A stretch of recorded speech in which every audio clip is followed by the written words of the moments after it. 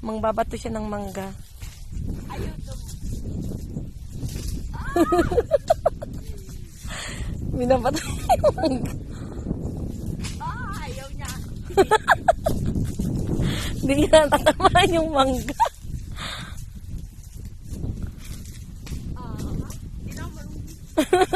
Hindi na siya marunong magbato ng mangga. Ayaw mo.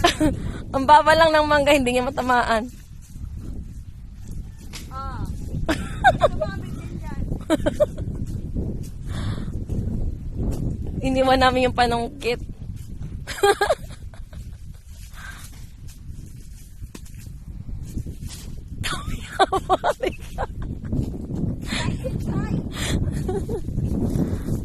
Na. Di ba? Ay, nakuha na din. Uy, tinapon niya pa. Nahihilo ka, babato ng mangga. Ang dami ditong mangga, oh.